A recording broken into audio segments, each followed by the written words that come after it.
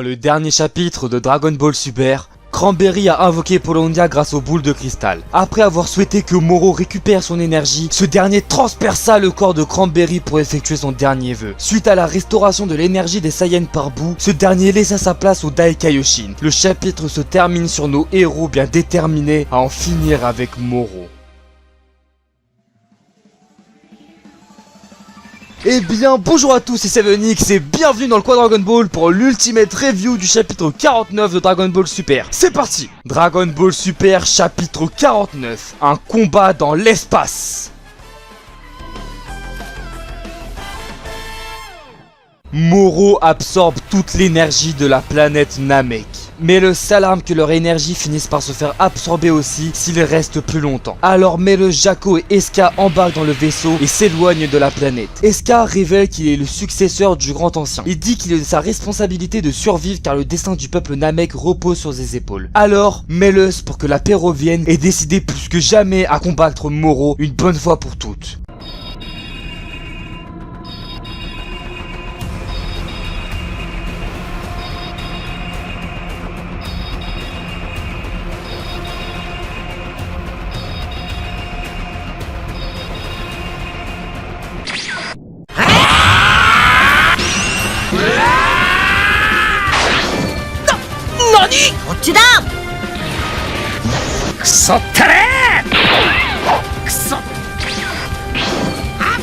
Goku, Vegeta et le Daikaioshin ne parviennent pas à frapper Moro. Son vrai corps ne se trouve pas ici. Tandis qu'il cherche Moro, ce dernier continue à absorber l'énergie de la planète jusqu'à ce que le Daikaioshin finisse par le localiser. Sans réfléchir, Son Goku s'élança vers Moro avant de s'arrêter brusquement grâce à l'avertissement de Vegeta qui lui rappelle que les Saiyans ne peuvent survivre dans le vide spatial. Sous le regard étonné de Vegeta, le Daikaioshin décide de s'attaquer à Moro. En voyant son adversaire arriver, Moro avale la sphère d'énergie.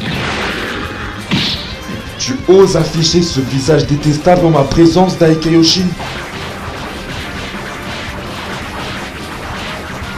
Moro prend l'avantage et catapulte le Daikaioshin avant de le suivre hors de portée de vue de Goku et Vegeta. De leur côté, la patrouille galactique détecte la sortie de Moro et du Daikaioshin de l'orbite de Namek. Avant de rejoindre le combat, ils décident avant tout de retrouver Goku et Vegeta. Moro se trouvant derrière un astéroïde, le Daikaioshin décide de profiter de la situation en balançant une puissante boule d'énergie, mais Moro se place devant et avale la boule d'énergie afin de gagner encore en puissance.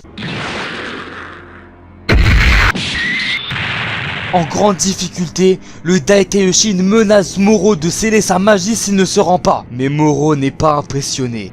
Il provoque le Daikaioshin de le faire, mais rien ne se passe. Le bouc finit par penser que ce n'était que du vent, ce que le Daikaioshin confirme en disant que ça aurait pu marcher après tout. De leur côté, Goku et Vegeta s'inquiètent de la montée en puissance de Moro jusqu'à ce que Meles apparaisse et invite les Saiyans à monter à bord. Mais le soupçonnant les capacités du Daikaioshin finit par comprendre qu'en fin de compte, le Boo maléfique a acquéri la magie divine du Daikaioshin, laissant au Boo gentil seulement l'apparence physique du Daikaioshin.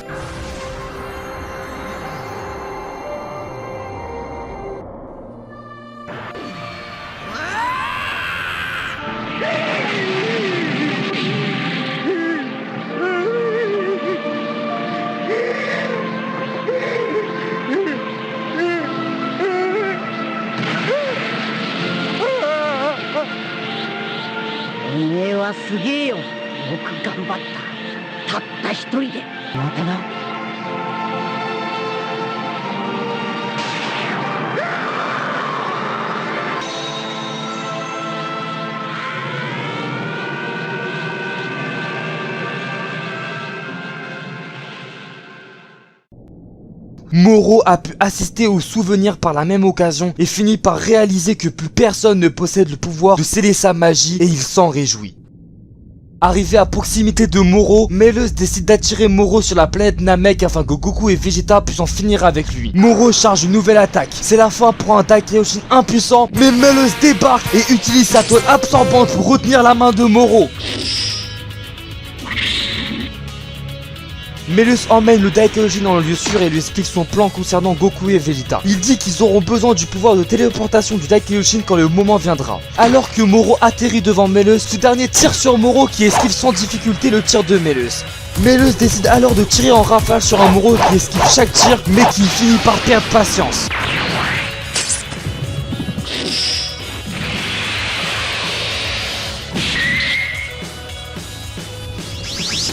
Meles s'élance vers Moro et utilise ses blasters pour aveugler le bouc. Sans perdre de temps, le Daikaioshin chope Moro et le téléporte sur Namek. Après avoir remercié Meles, Goku et Vegeta se téléportent à leur tour sur la planète. Goku prévient Moro qu'ils ont retrouvé toute leur énergie et que cette fois-ci, ils vont se battre dans les règles de l'art. Moro ne pourra pas s'en sortir. Cependant, Moro s'intéresse plutôt au fait que la planète Namek dispose toujours d'énergie. Il dit que ce serait du gaspillage que de laisser de la nourriture dans une assiette. Vegeta rétorque alors que Moro n'a pas compris la situation. Cette fois-ci, ils vont le détruire pour de bon. Mais encore une fois, Moro n'est pas impressionné et se met à rire. Il dit que c'est ridicule. Il dit que c'est naïf. Il dit que les Saiyans ont oublié quelque chose de beaucoup plus important, le troisième vœu.